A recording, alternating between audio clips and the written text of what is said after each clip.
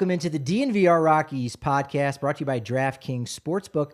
New customers, when you sign up using promo code DNVR, you can make any $5 bet on the NBA playoffs. And when you win, you'll get $150 in bonus bets instantly with code DNVR and only with DraftKings Sportsbook, an official sports betting partner of the NBA.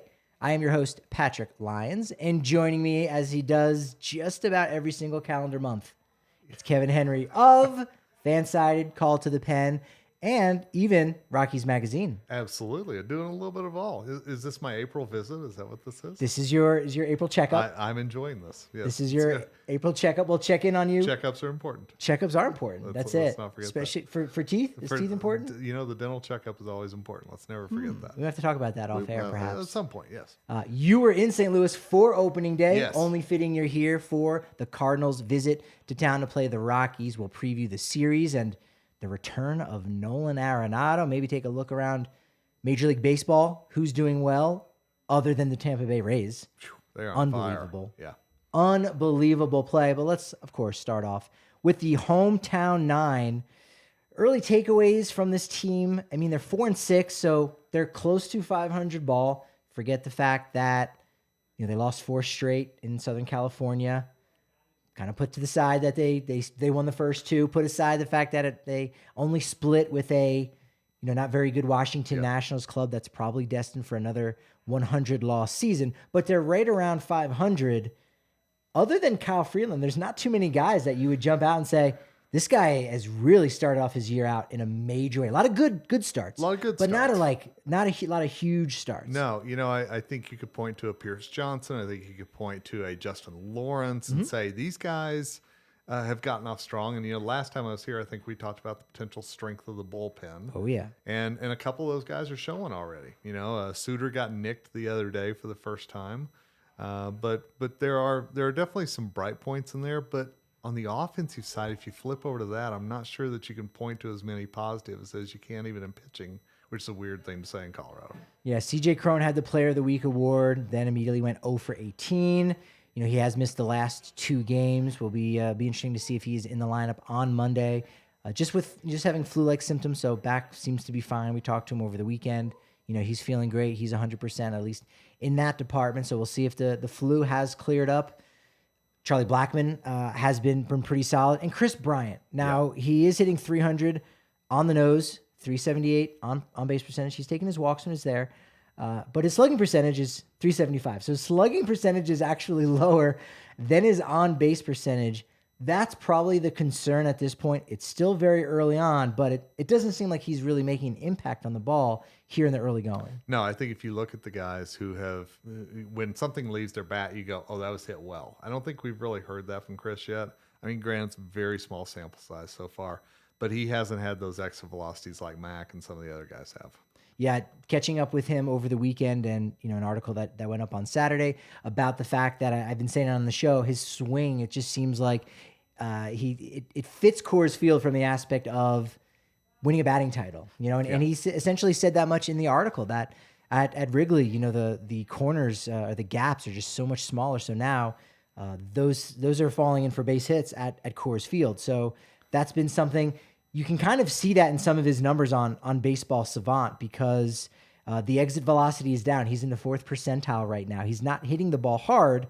But he's also not striking out, 70th percentile. So he's maybe using that to his advantage and saying, hey, I'm going to put the ball in play more than I'm going to actually try to make, a serious impact on the ball. His max exit velocity is okay because he's a big, strong guy. Yeah. But overall, his average of exit velocity, he's just not hitting the ball consistently hard each and every time. And so we're kind of seeing that only 5% hard hit percentage. But we're also seeing whenever he first signed with the Rockies, there was all this talk about, the spacious outfield and all the places that could drop in and all the doubles and everything else. We haven't seen the doubles yet. We're seeing where things can drop in with him. So I'm sure that's to come.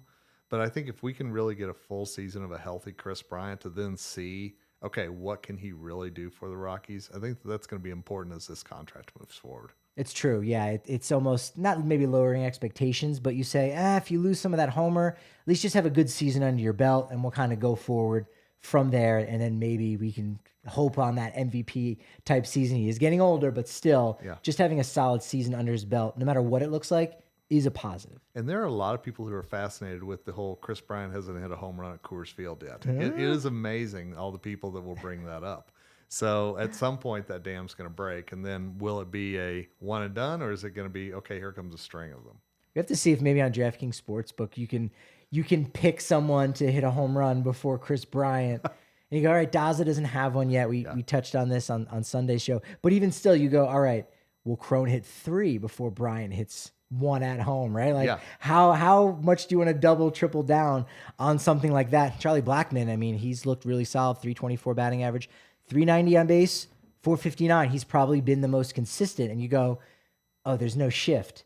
Yeah. Right. Yeah. That base hit that between the first baseman and second baseman, that was a base hit for 100 years, 125 years, is finally back to being a base hit. And Charlie's taking advantage of that. And I think that's been benefiting him and benefiting the team, batting second or third in the lineup. Yeah, and I love that he's had some leadoff spots as well, true. which I think is really an interesting thing.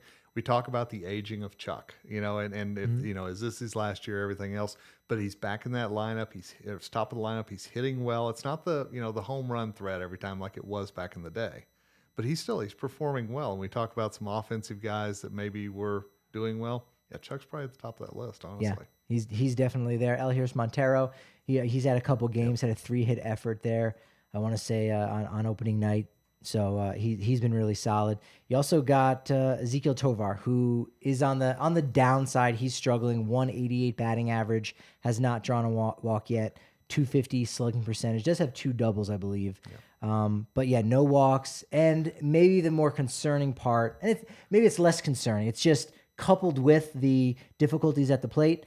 His defense has just been average so far, I would say. It so has far. been.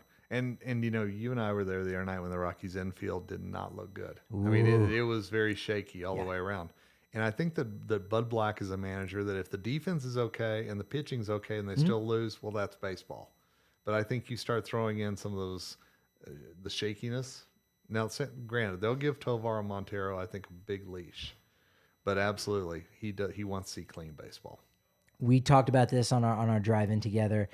As rough as some of the numbers may look for Montero defensively, offensively, he's been fine. He's going to strike out a bunch. Okay. And then Tovar, oh man, he's struggling a little bit. Switch over to Trejo? Absolutely not. No.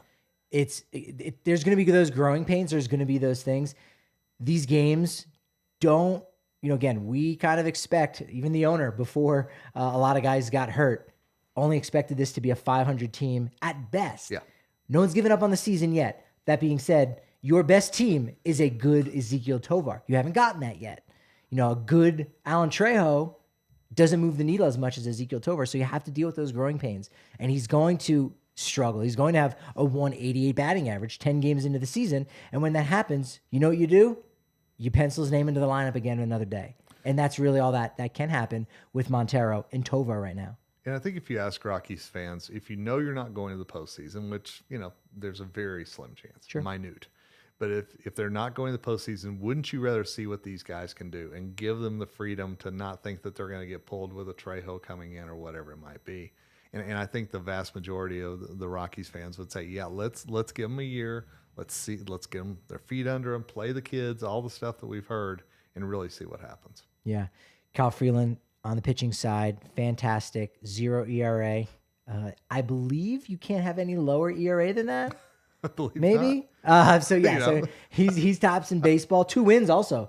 Let's not forget about that. So he's on top of the leaderboard for that. That's nice. Good for him. Absolutely. And if you look at that leaderboard, you see him and Marcus Stroman all the way up there. Stroman has come out and talked about how the WBC really got him in focus for the start of the season, and I don't think it's any surprise that he and Freeland are up there after their WBC experience. That's interesting how that's helped them in a positive. Other guys, Adam Wainwright, Daniel Bard, not so much. We'll talk about Bard in a second. José Ureña did improve his 15-plus ERA down to 14.40. His expected fielding independent pitching is at 10. So he's had a little bit of bad luck. It's still not great. Yeah. What's interesting is Kyle Freeland, his expected FIP, fielding independent pitching, which basically takes out defense.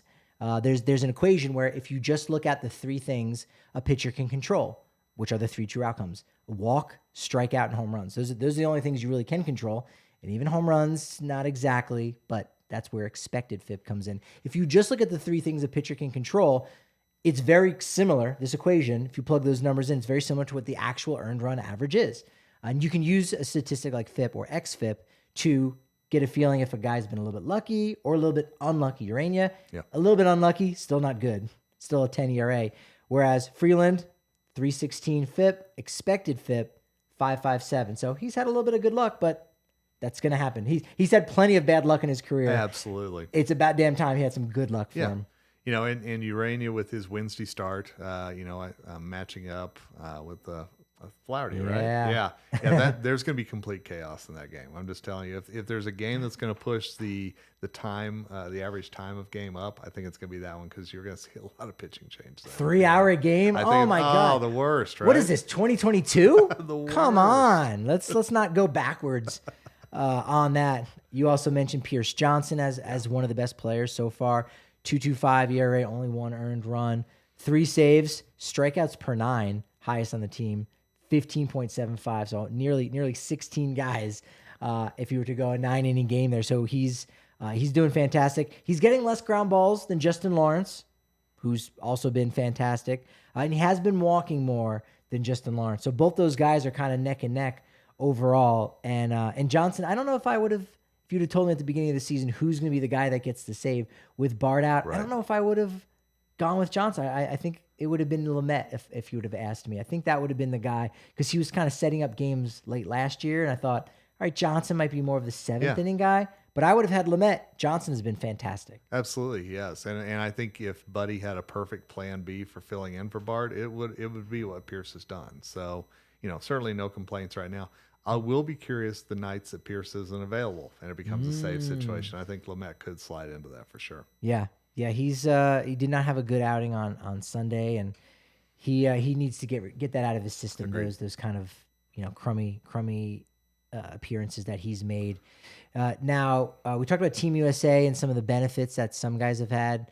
A player who had the disadvantage in a sense of playing for Team USA and has struggled is Daniel Bard. He was supposed to have a bullpen session yesterday to kind of work on some things with, he's on the IL right now with some anxiety issues. And he's kind of talked about it a little bit with some of us in the clubhouse and some of the things that, he's working on. But he has said that he didn't feel ready. Like he was just a little bit off when he reported. Buddy even mentioned it on Friday that, Bard, when he went out to Team USA, he wasn't quite in the spot exactly where he wanted to be. Does that mean mentally? I think probably so. I haven't heard from him directly, but I think that's probably part of it. You saw how erratic he was in the World Baseball Classic, and I can't remember exactly what he was like before he left for the World Baseball Classic, but I remember it was like a kind of appearance, but it was one game, so you just chalk it up to who cares what the result was? Not a big deal.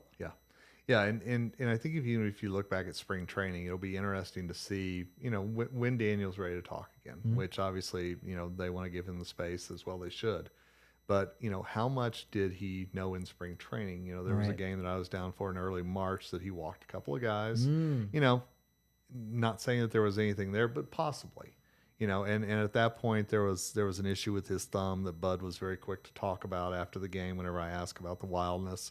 And we all just chalked it up to, okay, great. Sure. And you're still working on stuff in spring training and everything else. But I think, like you said, there was that comment the other day, and it was very quick from Buddy about that he wasn't ready to pitch in the WBC. And so I'd love to follow up a little bit more on that and see exactly when they kind of knew that something was awry. Randal Grichuk also looking to make a return. No timetable yet for him with his hernia surgery that he has, but he'll be kind of a welcomed upgrade. I don't know who gets sent down. Then what? Yeah, that's my thought. Then what? Right? Yeah. It gets a little strange. Alan Trejo might just be the odd man out, unless someone's on the IL at that point. I don't know. Yeah, and you and I have both seen that what Buddy's been doing with Trejo is if he doesn't start, he comes in as that defensive replacement for Montero at third. So it's been a little bit of a comfort blanket, knowing that Trejo can come in those situations. Would he lose that comfort blanket for a Grichuk coming in, or will there be something, another roster move to swap it out? Sure, yeah, that will be very interesting to see what happens when he comes back. Maybe they don't bring him back until they've got to move. It could be too. And we haven't heard a firm timeline on that. So what will rehab take? What will they see in him? All these different things. It'll be curious. Yeah, he could be ready before the Rockies are ready for him. It's possible. It is. That will be interesting. Sometimes players in front office and managers don't always agree. We'll have to talk about that. That's going on in Cardinals camp right now, but we're here at the DNVR bar. So let's talk about that. Let's talk about becoming a diehard and getting 15% off your food and drink while you're here at the bar. Enjoying, UFC 287, which was fantastic on Saturday. The Masters was going on, the Rockies game. There was a lot happening on Saturday night. There's a lot happening every night here at the DNVR bar, a place where you can get 20% off all the gear that we've got at DNVR Locker. You can get it when you're actually here in person as well. 20% off all the tailgates and the takeovers. We got one April 29th against the Diamondbacks. Yes, people are actually excited for a Diamondbacks-Rockies game. Believe it or not. Oh, I believe that. It's not even just us bringing the juice where you get a free shirt. We got our new It's Always Sunny at 20th and Blake t-shirt that's out there. You're also going to get a $15 voucher with your ticket so you can get some food or some beer, whatever it is, and just have a great time. But the Diamondbacks and Rockies in and of itself is going to be really nice. So make sure you head over to dnvrlocker.com, especially if you're a diehard. You get 20% off on that. You got to make sure you're using promo code DNVR when you're on DraftKings Sportsbook, since it's that NBA playoff time. We might not know who the Nuggets are playing, but the playoffs are about to go down. They'll get their opponent here very soon. Big hoops action with DraftKings Sportsbook, an official sports betting partner of the NBA. Get in on the excitement every game with the touch of a button. New customers can make a $5 pregame moneyline bet and score $150 in bonus bets if your team wins. Everyone can score with the no sweat same game parlays every day during the NBA playoffs. It's open to DraftKings. Just open the DraftKings Sportsbook app, opt in, and place the same game parlay on any NBA game. Here's why it's great. If it doesn't hit, you'll get a bonus bet back up to $10. It's fantastic. New customers, again, make that $5 pregame moneyline bet and score $150 in bonus bets instantly if your team wins, only at DraftKings Sportsbook and only with code DNVR. Gambling problem? Call 1-800-GAMBLER. In Massachusetts, call 800-327-5050 or visit gamblinghelplinema.org. In New York, call 877-8-HOPE-NY or text HOPE-NY at 467-369. In Kansas, call 1-800-522-4700 on behalf of Boot Hill Casino and Resort in Kansas, 21 or older in most eligible states, but age varies by jurisdiction. Eligibility restrictions apply. See DraftKings.com/sportsbook for details and state-specific responsible gambling resources. Alyssa, go ahead and clip that. No one will beat that read for all of the disclaimers on that. Telling you. Quite the disclaimer. And no one's going to beat my DraftKings Sportsbook pick of the week, because tonight, of all nights, mark it down, April 10th, we are going to have ourselves in the Rockies-Cardinals game a Nerfie. A Nerfie? Are you familiar with a Nerfie? Tell me more. A Nerfie is no runs in the first inning. Oh, the Nerfie. Nerfie. NRFI. We're going to have a Nerfie with Herman Marquez on the hill against Steven Matz. I've been thinking that sometimes in big games, I feel like Marquez maybe is trying to do too much, or he's aware of the situation and he wants to strike a guy out on 2 pitches, which he can do now. Yeah. Now he actually can do that with the automatic strike. But I sort of wonder if the balance of, hey, I'm 10 strikeouts away from tying Jorge De La Rosa, 11 from breaking it, which he could do on any given night, rack up 11 Ks, and the return of Nolan Arenado, maybe those two things cancel each other out and he ends up actually being okay. That's why my DraftKings Sportsbook pick of the week is a Nerfie. No runs in the first inning between the Cardinals and Rockies. Do you think that'll be that case where they maybe cancel each other out in a sense? It's very possible. It could just be that we sail through the first inning and everybody's unblemished, which will keep the people outside from getting in for yet another inning, because it's going to be so fast. It's true. Yep. You got to get in early. And you have to. Game time One tickets. more. That's it. Tampa Bay Rays are 9-0 right now. They have a plus 57 run differential. Every game they've won has been by 4 runs or more. It's the last time a team has bested a plus 57 run differential was the 1884 New York Gothams. The Gothams. And the record is the 1884 St. Louis Maroons. I've never heard of the St. Louis Maroons. I've heard of the Gothams. Yeah. But not the Maroons. Like 1880s, 1884 is what we're talking about. They didn't wear mitts back then. No. I think there may have been 5 balls was a walk. Like it was a different sport. It was a different sport. What the Rays are doing is amazing. I think they've hit more home runs than they've given up. No, than their starting pitchers have even given up. Like it's bonkers. Wander Franco, all of 22 years old. By the end of the year, he will be a household name. Oh yeah, I agree with that. Wander Franco is amazing. Milwaukee has been really solid too. 3-game sweep with the Mets last week. Took 2 out of 3 from the Cardinals. They're 7-2 on the season. Their offense has been clicking. Everyone except Christian Yelich. What is he done or what? It kind of feels that way, which is really weird. But yeah, you talk about somebody, the light switch got turned off like Cody Bellinger. Same exact thing. Sure. It's the NL MVP curse is what it is. It's the NL Central curse. If you get a big contract from an NL Central team like Jason Hayward, but then Jason Hayward goes to the LA Dodgers and now he's fine again.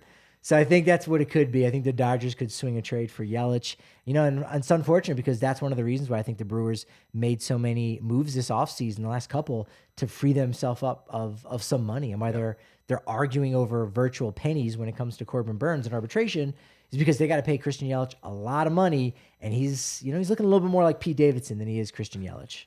Just saying. That's well played right there. I think Absolutely. so. Stolen bases around the league, we know, are on the rise. The first week of baseball, last year, 2022 versus 2023, there were 61 stolen bases last year, 68% stolen base success rate. This year, 124. So twice as many overall stolen bases, 81% success rate. So they're running more and they're having a lot more success. And so the stolen base per game has nearly doubled that we've seen. Not for the Rockies quite as much. I think they're at 2, right? Right. I think they're only at 2 right now. Yeah. It's been very quiet, but it's also been something that if you talk to Elias Diaz, you talk Wilson Contreras, some of the catchers around, they know that the pressure's even on them more now. But I think they're also, the ones that I've talked to a little bit, they're taking it in stride, just going, this is part of the new game. Yeah. And there's not as much pressure to throw a runner out, as weird as that sounds. It's just part of the game now that you're almost knowing 4 out of 5 are going to get that base. Sure. Yeah, I think that's a really good point. I was a little bit surprised that the last time there was 1.36 stolen bases per game was 2000. So it was not that long ago. Oh, interesting. I would have thought like, oh, wow, we've doubled the stolen base rate. That's just how far we've gone. Yeah. In 2000, I think that was in and around the time that Oakland was utilizing Moneyball. I think Moneyball actually came out in 2003. I think this is actually the 20th anniversary of Moneyball. So that was the start of, hey, if you can't steal 75% of the time, it's probably not worth it. And if you're even close, don't even bother because you're going to get hurt. That's what so many of the Rockies said last year in talking with them because their stolen base numbers were down so much. I think, wasn't it Ryan McMahon? He led the team in stolen bases? Like, truth. It was wild. And most of them are just in the second half. I think he just decided, I'm not getting the green light. No one is. I'm just going to start going. So that was already an issue, but so many players just said, yeah, there's a real injury component. It's not even just sprinting at altitude. It's sliding into the bag. The bases are bigger, so that will help. It will. And it has, but it just hasn't impacted the Rockies just yet. No, and if you watch games, you see more and more guys wearing the mitt. They're wearing that they're wearing that protective thing. And whenever Jazz Chisholm slid in the other day, and luckily just got the stinger, it wasn't anything more than that. But still, it shows that things can happen, on the bases. It's not it's not a for sure. But I have noticed so many more guys now are wearing that protective mitt for the sliding. Sure. Yeah. At one point last week, there were 8 teams that combined for 64 steals. So these are the teams that are stealing bags. Orioles, Guardians, Yankees, Astros, Mariners, and in the NL, Diamondbacks, Pirates, Mets. Those 8 teams stole 64 bases. The other 22 teams in MLB, 60. So a lot of heavy lifting by those 8 teams that have kind of gone out there. They've got the profile a little bit. They've got some quicker players, but even still, I find that to be quite interesting. So during that DNVR excursion to Coors Field, it could be a lot of stolen bases. That way, I hear you saying It could be. It's Corbin possible. Carroll, how many times will he steal Corbin second and Carroll. then third? Yeah. He was due to break out. Our guy Jesse Friedman from PHNX Diamondbacks pointed out. Looking at his Baseball Savant page, no, he's putting a charge into the ball. He was in a lot of reds. He was well above average. Just the results weren't coming. Yeah. So that's part of the game when you play 162 games. You're not going to be lucky all of the time, but you're going to be lucky if you go to AmericanRaptors.com because that is the rugby team here in Denver that is combining the athletes, the greatest athletes in our nation. We're talking baseball players, football players, wrestlers, Greco-Roman wrestlers, basketball, you name it. They're learning the sport. You can actually learn alongside them. Head over to AmericanRaptors.com. Grab some of those tickets. You can stream all of their games. If you need to learn a little bit more about the sport and polish up on some things, you can go to DNVR Rugby Podcast, hosted by our very own Colton Strickler. Dare I say, it's rugging awesome. Oh. Yes. I don't know if anyone says that. I'm the only one I think. Well, you just did, so I just did. I'm the first one. No, I make Susie say it too. I put it in the ad read. I can't remember. I'll never forget the first day she paused and then she said it. It's like, why is that in there? And I go, yes. Well done. If I write it, she'll read it. Rugging awesome at AmericanRaptors.com. You know it's also awesome? The fact, Kev, that if you're swinging late on your fastball, and you're failing to make hard contact, there is a source for you to tap into. Thank goodness. It is. PEDs that, MLB. Wait, we don't have to take those kind of tests, do we? No, thank goodness. No, we don't.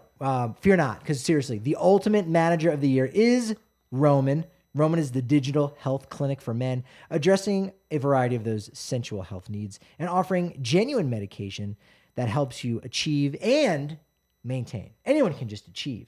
It's about the maintaining, right? It's like it's baseball season. It's not a sprint, it's a marathon. Or it's like today's podcast and having momentum for tomorrow. Oh, it could be. Are you saying this podcast is like Roman? Wait, I'm just throwing that out there. I think that's a good thing. There you go. This podcast doesn't need Roman. But that being said, Roman offers a personal health experience on their website. It's convenient. Go to ro.co/DNVR. That's where you're going to go to get 20% off your entire first order. ro.co/DNVR. You're going to complete the questionnaire, get diagnosed by licensed physicians, receive free delivery that has some discreet packaging, ongoing care, and so much more than that. So it's going to have everything you could possibly want and more to achieve, maintain, make that hard contact, you name it. To learn more about how you can achieve your personal sexual health goals, go to ro.co/DNVR, and you're going to get 20% off your first order. That's ro.co/DNVR. It's fantastic. That's the spot. Legal Pete's is the spot right down the road from us where we're at. I mean, they've got them in Fort Collins. I'm not sure if they're all the way down in Colorado Springs yet. If not, hey, I'm sure there's some franchising opportunities out there. This is supposed to be more about just eating at Illegal Pete's, but I've turned it into one where you can actually now buy your own Illegal Pete's. Why not? You can do that as well. It's burritos, it's beers, buddies. It's amazing. Great ingredients, customizable to any order. It's graduation season, so you're going to probably have to cater for some family coming over, whatever it is. Make sure you take care of those graduates. Go over to illegalpete's.com, and they're going to take care of you there. Catering.illegalpete's.com. Don't make yourself pull another all-nighter, cooking, whipping up things. You should be able to enjoy this graduation. So book your graduation catering ahead of time and congratulate those graduates because they did it, and now you can do it with the help of Illegal Pete's. Burritos, nachos. It's burritos, beers, and buddies. The killer bees. The killer bees. In a good way, yes. And maybe Bud Black. Oh, if Bud Black were to go to Illegal Pete's. Look, all orders over $1 billion at Illegal Pete's, Bud Black will show up at your doorstep. Wow. You know what? Allegedly. I mean, I made it $1 billion, but I'm going to throw allegedly just in case. I don't want to be saying things, speaking too out of school. I'm not speaking out of school because the rumors that Nolan Arenado will be back in Denver tonight are real. They are. They are. He's in the city right now. They got in last night. Yep. And that's how that travel works. How do Rockies fans feel? I feel like I got my finger on the pulse with them, but it changes. We've had a little bit of break. There's spring training. Sure, he was in the World Baseball Classic, but now he's back for his third time. It's only been 2 years, but this is his third time. First one. Got the standing ovations all throughout that entire series, right? Because each game it was, hey, this is my first game back at the ballpark since he's been dealt. I want to show him what he's meant to me. Yep. Year two, last year in 2022, no one really seemed to care quite as much. And now this year, does it continue to get less and less? Might we even hear a smattering of boos? Are they just going to be to like a section of like 4 people a row?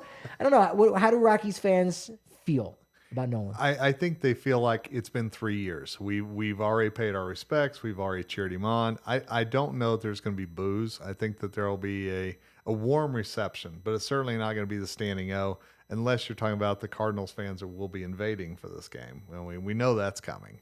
But certainly I think that those dressed in purple will still they'll still give Nolan a good round of applause, at least that first at bat. Now after that, but I think at least to start there may be a hat tip coming. We'll see.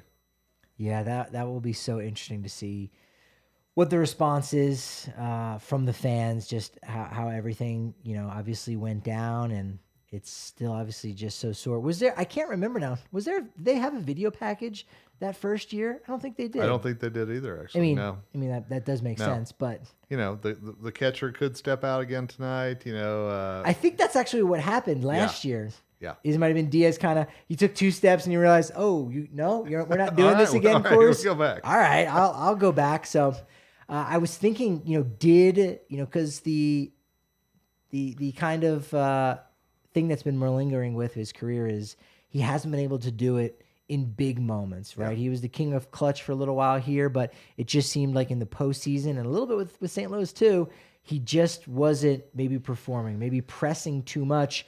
With the World Baseball Classic, it seemed like, maybe he got half the way there, was one of the leaders in the team in batting average, basically second only to Trey Turner, 385, had 5 RBI, 577 slugging percentage on a pretty big stage, playing great defense as normal, as now one of the leaders, right? Yeah. 2017, he was there as a young guy. Now he's more of a veteran player with Paul Goldschmidt.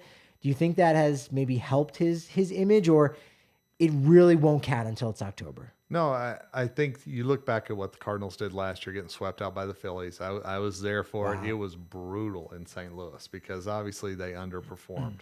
And Phillies went on to the World Series, as we know. But still, the shock and the anger that there was for the Cardinals at that moment and how they underperformed. I remember we went into the clubhouse afterwards, and Pujols and Molina are still saying goodbye to everybody. That that last game was a really weird scene. But it was also something I remember one of the reporters asking Nolan, now, does this change him in the clubhouse? Because all of a sudden he becomes one of those veteran leaders with Pujols and Yachty gone. And so I think this year you're kind of seeing, he's hit that 300 home run plateau.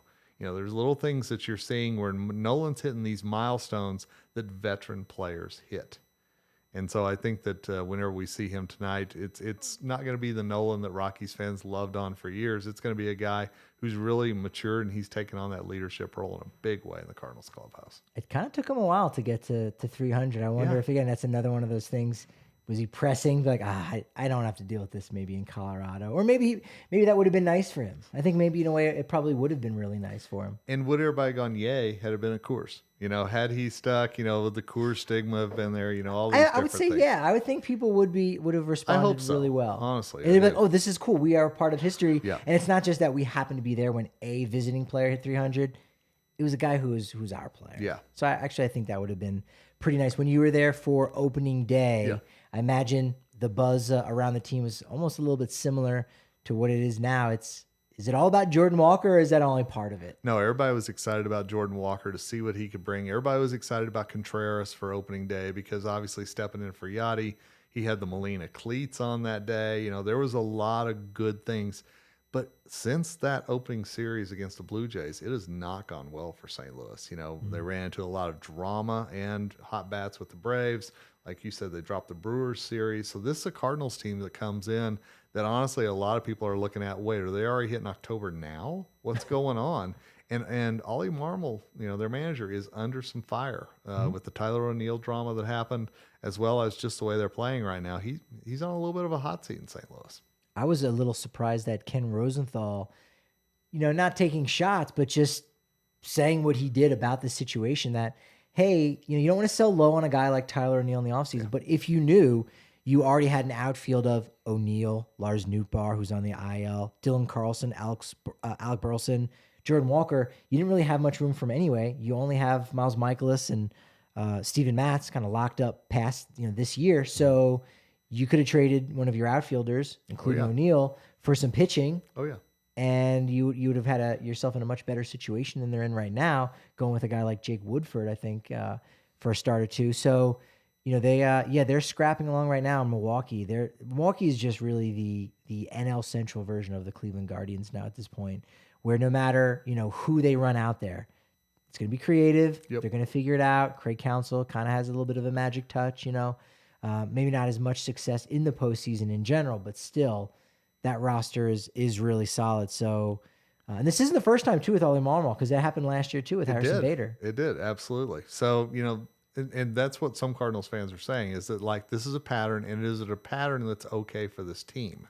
Yeah. And as you mentioned, there was a lot of talk during the offseason, would they get rid of an outfielder, trade for pitching, and to do it over again with Wainwright on the IL and Mikolas starting off very poorly. Would the Cardinals have traded? Looking back in hindsight, I still don't think so, because you look at how the Cardinals are constructed usually. They love to pick up a Goldschmidt in a trade, an Arenado in a trade, kind of build that way. But all eyes are on Jordan Walker and everything he's doing. And I will tell you, Nolan's going to get a lot of the attention, a lot of buzz. But if you're going to the game this week, absolutely watch Jordan Walker, because you're seeing a guy that's going to be a star in the league for years to come. Big dude. Is he 250? 6'5", 250 about? Yes. Yeah. Massive. Yeah. Currently right now at 353 batting average, 993 OPS, 2 homers, 8 RBI. And despite being 250, does have a stolen base under his belt. Yeah, so I talked to him in St. Louis, and he said one of the things that he is counting on this year is everybody going, he's just a big guy, he can't run. Ooh. So look for him. If he gets a chance to flash the speed, he definitely wants to do that, he told me. All right, if you're in the Lodo area and you feel the ground rumbling, just know Jordan Walker, he's on the move. It was a stolen base attempt. Yeah, maybe he's going for a ball in the gap.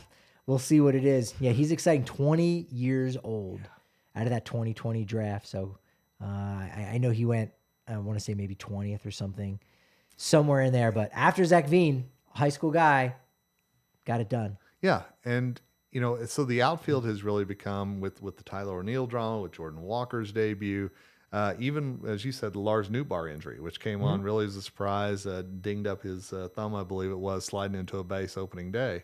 It's a different look than I think the Cardinals expected heading into the season, and certainly this is not how you draw it up overall if you're the Cardinals. It is Monday, so we should be doing Minor League Monday, except the fact that all last year, every time we did Minor League Monday, it wasn't a Monday. So I'm kind of ruining the bit by actually doing what we've set out to do here in the minors. I bring that up because I don't know if you saw a young man by the name of Cade McClure in AAA, Sacramento River Cats, Giants affiliate, tweeted out some words about Fernando Tatis Jr. Yes. About like, hey, the only reason this guy's here is because of PEDs. And I've heard, some people come out kind of in favor of it. Like, yeah, that's true. Like, that's going to have some impact on some of these players that are going against Tatis Jr. Others saying like, there's a reason you're in AAA, or you're a quad A player, and, kind of taking shots like that. But I bring that up. This is a Rockies podcast. The El Paso Chihuahuas, who's up next on their schedule starting a 6-game series on Tuesday? Who would that be? That would be the Albuquerque Isotopes. Really? So I think later on in the week, Susie might have Josh Sushan on. Josh, if you're watching this, clear your calendar, because you need to talk about Tatis Jr. coming up here. There you go. That will be interesting. I'm sure they'll talk a little bit about Nolan Jones, his 6th home run of this very early season already. I'd say he loves New Mexico right now, I'm telling you. Yeah, and you really do wonder, we talked about Grichuk coming back. We talked about at what point is there going to be an opening for a Nolan Jones if he keeps up on this pace, because you can't not do it if he keeps this up. Yeah, and I think he's more deserving than Tolia, who he might be at 4 home runs now. He hit another one last night. The batting average has been really low. Strikeouts have been fairly high, but Nolan Jones been striking out about the same amount as Tolia, but he struck out almost like 50%, it seemed like, in spring training. He's gotten that down to about like 29%, give or take. Pitching has been fine for Albuquerque. Noah Davis has been good. Logan Allen, very good in AAA. He looked good early on in spring, then seemed to lost it, was reassigned to minor league camp. In AA, Case Williams was great in his first start for the Yard Goats. Zach Veen was 3 for 11 going into Sunday. 2 stolen bases. That's the number to look at for him. Yep. Also, home runs are going to be important for him. He talked about he wants to put the ball in the air more. We know he put on a lot of that good muscle, and that's going to be something to keep an eye on, because you want him to be somewhere between Carlos Gonzalez and Juan Pierre, and right now he might be leaning more Juan Pierre than Carlos Gonzalez, right? His buddy said the other day in our pregame scrum, if you can find a guy that hits for power and can run, yeah, that's a guy we're all looking for. And maybe that turns into Zach Veen. Sure. Absolutely. Yeah, you definitely like for that. Hunter Goodman was 4 for 10 going into the weekend. Only the Yard Goats, first Yard Goat who had a home run, and they're only for a while. Then I don't know if you saw on MLB pipeline.com, they ranked, and I actually thought maybe Spokane had a chance at this, but one of my bold predictions at the beginning of the year was that the Yard Goats would win the Eastern League. Okay. The first time that they did that. I feel pretty good about the prediction because on MLB Pipeline, they ranked the top 10 teams in minor league baseball out of the 120 minor league teams. Wow. They had the Yard Goats at number 8. Talking about Zach Veen, Drew Romo, Warming Bernabel at third base, Hunter Goodman, Joe Rock, Case Williams from Castle Rock. So that's a really good team. I think they've gotten off to a slow start in the win-loss column, but nevertheless, the Rockies minor leagues it's starting to move along. Absolutely. And there was so long that we talked about, these guys are so far down in the system. Now we're starting to see them creep up, AA, AAA, absolutely. And to see Gabriel Hughes on the Spokane's roster, really love to see that. For sure. Drafted in 2022 last year, skips low A, goes right to high A. You like guys getting challenged that way. That happened with Joe Rock. And from the 2021 draft class. So they've been doing a lot more of that, promoting those guys. Gavin Hollowell from AA, Noah Davis also from AA. So just because, you haven't got extensive experience in Albuquerque doesn't mean, you're not going to be called upon. A lot of teams will call up from AA. Absolutely. So it's good that the Rockies Jordan Walker being a very good example of that, as it turns out. There you go. Yeah. Oh, no AAA. Memphis never got a chance to get to know him, huh? Springfield to St. Louis. How about that? I like it. I like doing this too, but we got a game we got to go get to, and we're going to be having a lot of fun on the Twitter side of things at DNVR_Rockies. At Patrick D. Lyons is where I can be found on Twitter. We didn't get a chance. I wanted to. I put it in my notes, the Kris Bryant article. Yeah, it's an interesting read. If Rockies fans get a chance, go to FanSided.com and look at my first pitch column this morning. I got a couple of chances to sit down with Kris Bryant. It's some interesting thoughts on advanced statistics. And spoiler alert, not a fan of them. So, it's an interesting read, and I think it's one of those that I think Rockies fans will find really interesting. Excellent. Yeah, that'll be a good one. Must read that. FanSided, Call to the Pen, and on Twitter. KGH23 if you want to follow me personally, absolutely. But yeah, Call to the Pen is where we'll put out a lot of stuff as well. I love all that. This has been very momentous, but Kevin. You know what they say. Kevin, you know what they say about Roman. You know what they say about momentum and baseball podcast. It's only as good as your next show. So, of course, we will talk to you tomorrow at our new early week start time at 1 p.m. on the DNVR Sports channel here on YouTube.